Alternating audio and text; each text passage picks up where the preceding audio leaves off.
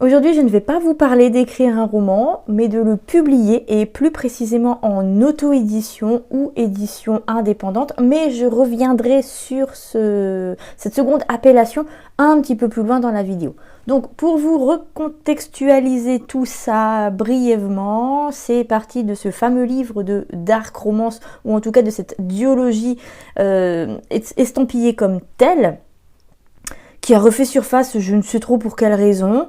Il y a eu un gros mouvement, une pétition, j'ai vu un article passer sur Le Monde ce matin d'ailleurs, donc c'est pour vous dire l'ampleur du truc, mais ces romans sont sortis en 2023, et grosso modo, si vous avez échappé à tout ça, parce que moi j'en ai entendu parler jusque sur Blue Sky, où c'est quand même un peu plus confidentiel par rapport à certains sujets, par rapport à certains gros débats que je peux trouver sur Threads. C'est une autrice qui a publié une duologie de dark romance, en tout cas elle la présente comme étant de la dark romance, mais avec du contenu pédocriminel dedans, tout simplement. Donc vous en avez forcément entendu parler, vous avez forcément vu des stories passer, le titre de la couverture, le nom de l'autrice, des extraits. Aussi, il y a eu des extraits, je suis désolée pour vous, moi j'ai réussi à m'en préserver heureusement. Quand je voyais que des gens parlaient de ça, je ne cliquais volontairement pas là-dessus parce que j'avais pas envie de lire ça franchement. Donc ça c'est pour le contexte, et petite parenthèse, je vais beaucoup me baser sur ce que j'ai lu ou ce que j'ai pu échanger sur Threads, parce que c'est là-bas que je suis la plus active et c'est surtout là-bas que j'en ai parlé. J'avais posté j'avais publié un post. Parce que si je dis poster un post, c'est très moche. J'avais publié un post et j'avais reçu quelques réponses là-bas. Suite à cette vague d'indignation, ce matin, pour vous dire, j'ai vu passer un article dans Le Monde. Alors, je ne lis pas Le Monde, hein, j'ai juste vu passer le truc. Je ne lis pas la presse en général, je me préserve de l'actu le plus possible. Et donc c'est pour vous donner un petit peu l'idée des proportions qu'a pris cette histoire à raison, sauf pour la partie cyberharcèlement, mais ça j'y reviendrai peut-être, je vais voir si c'est cohérent avec le plan de vous en parler. Donc il y a eu beaucoup de posts sur l'auto-édition, puisque cette autrice est auto-éditée, elle a auto-édité en tout cas cette fameuse duologie, et il y a eu tout un tas de posts allant d'une bête méconnaissance de l'auto-édition, mais aussi d'une méconnaissance de l'édition traditionnelle, parce qu'il y a toujours cette comparaison de l'incomparable. Je vais le redire, mais comparer l'auto-édition ou édition AD et l'édition traditionnelle, c'est comparer des wok ou des casseroles avec des poêles à frire. C'est pas la même façon de travailler, mais ça j'en reparle plus en détail dans une prochaine vidéo, donc c'est le moment de vous abonner à la chaîne YouTube si vous regardez ce podcast sur YouTube. Ça fait bizarre de dire si vous regardez ce podcast. Et pour les derniers propos, là, ça commençait à devenir problématique, et c'est aussi ce qui m'a en partie motivée pour tourner cet épisode, parce que alors j'ai l'habitude qu'on tape sur l'auto-édition un petit peu tous les 2-3 mois comme ça. C'est un sujet qui revient, l'auto-édition c'est de la merde, l'auto-édition c'est écrit avec le cul et machin chi machin chat. Bon, j'ai l'habitude, mais là vraiment certains sujets ont été abordés et grosso modo ça me gonfle. Donc c'est parti pour un épisode sur l'auto-édition, ou plutôt l'édition indépendante. Et là, je vais rebondir sur un post Instagram du compte Vadé Rétro, qui est un compte marketing pour les auteurs et les autrices. L'auto-édition est un terme péjoratif, c'est un terme qui est mal vu, c'est un terme, quand on parle d'auto-édition, les gens sont beaucoup réticents et ont cette envie, ce besoin presque, de la comparer à l'édition traditionnelle. Alors l'édition traditionnelle, petite parenthèse, c'est quand on publie dans une maison d'édition, quand on publie chez un éditeur, chez une éditrice comme moi avec les éditions du Petit Caveau ou les éditions Voyelles.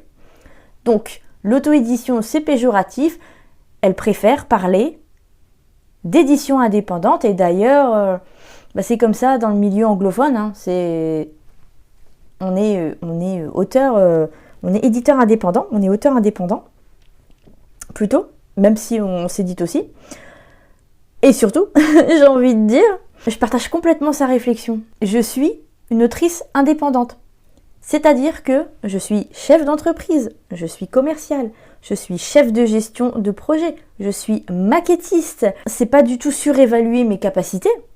C'est pas non plus être toute seule dans la barque. Parce que je m'entoure. Il y a des bêta-lecteurs, des bêta-lectrices ou des alpha-lecteurs et des alpha-lectrices, parce que j'aime beaucoup travailler porte ouverte. Il y a parfois des illustrateurs, des illustratrices pour mes couvertures. Ça dépend très fortement de mon budget. Et là, dernièrement, vu que j'ai pas beaucoup auto-édité de romans ces dernières années, à cause du burn-out, ouais, les moyens financiers sont plutôt très très bas. Il y a aussi des personnes qui relisent, des personnes concernées qui relisent, c'est-à-dire que, exemple, je vais prendre sur Wolfie Therapy qui sort là le 13 mai, qui est actuellement en précommande. S'il y a une scène de cul, là en l'occurrence, et là entre deux hommes, je vais faire relire la scène par une personne concernée. Donc j'ai fait relire la scène par une personne concernée, on a pu en discuter et c'est toujours enrichissant. Être autrice indépendante ou auteur indépendant, c'est beaucoup plus compliqué que ce qu'il y paraît. Il y a pas mal de gens qui s'imaginent que ça revient à écrire un roman, on le relit vite fait, on lui colle une couverture et hop, emballé, c'est pesé sur Amazon. Alors qu'être autrice indépendante, c'est savoir mener un projet à son terme, c'est le vendre, en parler, le faire vivre au-delà du seul roman, c'est-à-dire le partager. Il faut savoir le faire. C'est avant ça lui donner toutes ses chances à ce roman, donc les corrections, la couverture, les maquettes, parce qu'il y a le livre numérique et le livre papier, le résumé. Et c'est comprendre les rouages de l'édition indépendante, URSAF, ISBN, les plateformes de vente, la diffusion, la distribution, le dépôt légal. Ouais, rien que tout ça, ça vous donne le tournis. Alors, je vous laisse imaginer quand on y va à pieds joints dans le plat, qu'on dit « je veux publier mon roman par mes propres moyens ». Voilà le bordel qui vous attend. Être autrice indépendante ou auteur indépendant, c'est différent d'envoyer ton manuscrit aux maisons d'édition, de le voir accepter et de suivre les directives que l'on te donne. Là, c'est toi qui les donnes, les directives. C'est toi qui prends les initiatives. Et c'est pas le signe d'un travail bâclé ou d'un travail mal fait. Et c'est là que je vais rebondir sur quelques propos qui ont été tenus dans des posts, donc toujours sur Threads. J'ai mon ordi pour m'appuyer parce que j'ai de mémoire. Donc j'avais fait une petite compile. Alors ça, c'est premier point, quelque chose qui revient très souvent. C'est que globalement, la grande majorité des gens qui finissent par s'auto-éditer sont des déçus du cursus classique. Eh bien non, parce que la plupart du temps, on ne cherche même pas à envoyer nos manuscrits en maison d'édition. On se dit, on va le sortir par nos propres moyens. Point. Autre point, c'est que le problème avec l'auto-édition, c'est que c'est accessible pour tout le monde. Mais l'édition traditionnelle aussi, j'ai envie de dire, c'est juste qu'il faut passer certains niveaux, c'est un peu comme un jeu vidéo, tu passes des niveaux pour correspondre à la ligne éditoriale de la maison d'édition, pour correspondre à ce qu'elle recherche en termes de, je sais pas moi, d'engagement, de sujets abordés, de taille aussi. La taille, c'est hyper important. Et la majorité des gens n'ont pas le niveau pour l'édition classique. Ce n'est pas pour rien que c'est difficile de publier un livre. Alors, comme je viens de le dire, c'est difficile de publier un livre en maison d'édition, mais pas du tout pour les raisons qu'on peut croire. C'est difficile parce que publier un roman en maison d'édition, c'est travailler main dans la main avec cette maison d'édition. Donc forcément, il faut être sur la même longueur d'onde. En auto-édition, tu dois être sur la même longueur d'onde avec toi-même. Et si tu n'as pas les valeurs derrière de proposer un texte propre, un texte avec, enfin, un livre, un objet avec une couverture sympa, avec un résumé attrayant, tu te tires une balle dans le pied et j'ai envie de dire ton livre ne se vendra pas. Déjà avec tous les prérequis, franchement on a du mal à vendre nos romans. Et plus on donne facilement l'accès à l'auto-édition, plus on verra des œuvres à moitié écrites avec de l'IA, pas relues, ou encore des millions d'exemplaires de la même histoire de romance pseudo-érotique avec des éléments mythologiques, patati patata. Alors là, il y a deux gros points à décortiquer. Premièrement, les histoires de romances pseudo-érotiques avec des éléments mythologiques, c'est vrai que tout ce qui est Hadès et Perséphone, par exemple, et tout ce qui est dans la même lignée, c'est de l'auto-édition. J'avais oublié. Ensuite, pourquoi on en trouve pléthore, y compris dans les maisons d'édition? Simplement parce que ça marche, parce qu'il y a des effets de mode. En ce moment, on est beaucoup dans la romantaisie, mais la cozy fantasy a aussi de beaux jours devant elle. La romance en général, ça marche bien. Ensuite, le second point, c'est le fameux plus on donne facilement l'accès à l'auto-édition et plus on verra des œuvres à moitié écrites avec de l'IA. Quid des éditeurs et des éditrices qui ouvrent leur structure avec une méconnaissance du milieu éditorial gros comme la France? Est-ce qu'on en parle? Non. Parce qu'on se reproche à l'auto-édition, on ne le reproche pas, ou en tout cas on le reproche moins à des maisons d'édition. Est-ce qu'on parle de ces éditeurs ou de ces éditrices qui ouvrent leur maison d'édition pour, en tout cas dans l'objectif premier, de publier leurs romans? Moi j'appelle ça de l'auto-édition déguisée. Je crée ma structure, je publie mes romans par le biais de ma structure, mais c'est ma structure. Donc du coup, s'il n'y a pas un comité de lecture derrière pour décider, en fait, pour moi c'est de l'auto-édition déguisée. Je ne dis pas que toutes ces maisons d'édition-là procèdent de cette manière, mais de ce que j'ai vu, quand même pas mal pour la majorité.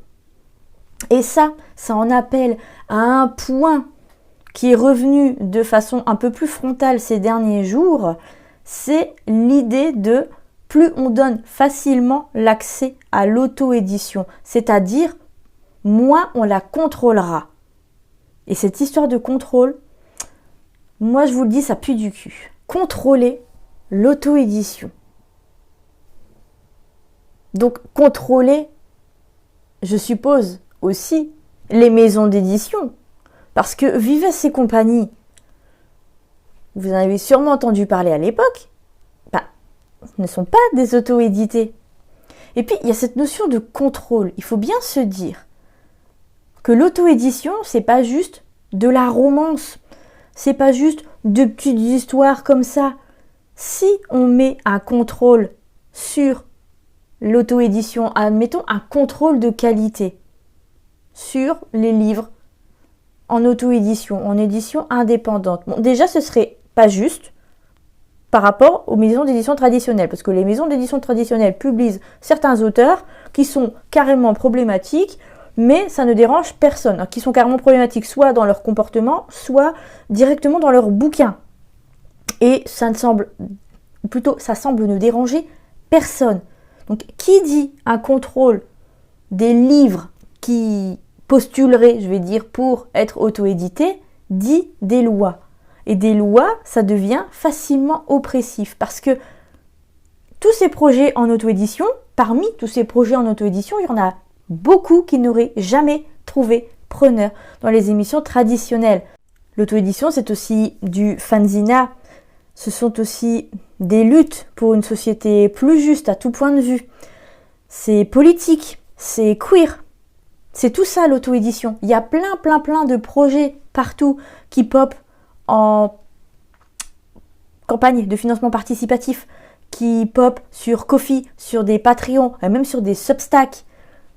C'est hyper intéressant. Mais tous ces projets-là n'auraient pas trouvé preneur en maison d'édition parce que prise de risque. Alors qu'est-ce qu'on peut faire à la place plutôt que de vouloir absolument contrôler les auteurs indépendants? On peut créer des collectifs. Là, je pense tout de suite à Hydralune, avec certaines autrices que je connais, qui est un collectif, donc. Je crois que ce ne sont que des autrices auto-éditées. Si une des autrices passe par là, précisez-moi hein, si je dis des conneries, peut-être qu'il y a un mec dans le lot, je ne sais pas, mais je crois que ce ne sont que des autrices qui se relisent les manuscrits les unes les autres pour pouvoir donner leur avis, pour pouvoir donner une sorte de contrôle qualité justement, mais ça se fait entre elles, c'est absolument pas oppressif, ça n'engage pas des lois, parce que, encore une fois, les lois, c'est génial, les lois ça s'extrapole, ça se change, ça se bidouille, ça se comprend d'une façon ou d'une autre, selon les circonstances, selon la couleur de peau de la personne en face, selon son orientation sexuelle, selon son bord politique même, comme on l'a encore vu récemment. Parce que la culture, c'est une forme de liberté d'expression, sous couvert de ne pas tomber sous les coups des lois déjà existantes, bien sûr. Et là, j'en reviens à cette histoire d'autrice avec sa pseudo-dark romance problématique. Ensuite, c'est à nous, lecteurs et lectrices, de rester vigilants et de signaler les livres problématiques qui pourraient tomber sous le coup de la loi. Comme par exemple, ça a été fait, il y a eu des signalements massifs de cette fameuse duologie et à partir de là, il y a eu une pétition, les médias se sont emparés du sujet, on en a parlé de plus en plus sur les réseaux sociaux, en story, sur Threads, sur Blue Sky, moi j'en ai vu parler un petit peu partout. Donc ça, c'est à nous de faire ce travail et de dire non, cet auteur-là ou cette autrice-là, je n'achète pas, je ne cautionne pas. C'est le même problème avec J.K. Rowling. Quand on nous dit qu'on sépare l'œuvre de l'artiste, non, on ne peut pas séparer une œuvre qui sort directement d'un certain cerveau qui a des pensées puantes, et là en l'occurrence envers les personnes trans. C'est pas possible, on ne sépare pas l'œuvre de l'artiste parce qu'il y a forcément de l'artiste qui se retrouve dans l'œuvre. C'est exactement le même problème avec Roman Polanski et j'en passe et des meilleurs. Je vais pas vous faire toute la liste, ça pourrait être long. Donc on ne donne pas nos thunes à ces personnes, on prend garde à ce qu'on lit, on prend garde au contenu qu'on partage, on a une vraie réflexion derrière. On se contente pas de dire oui mais ça fait partie de mon enfance, je peux pas faire une croix là-dessus. Moi aussi, ça fait partie de mon enfance. Les Harry Potter sortaient à raison d'un tome par an. J'ai grandi avec les personnages. J'avais le même âge qu'eux dans chaque tome. C'est vous dire, vraiment, chaque année, je n'avais qu'une hâte, c'était de découvrir le prochain tome. Mais non, j'ai tout dégagé. Je ne veux plus entendre parler de cette saga.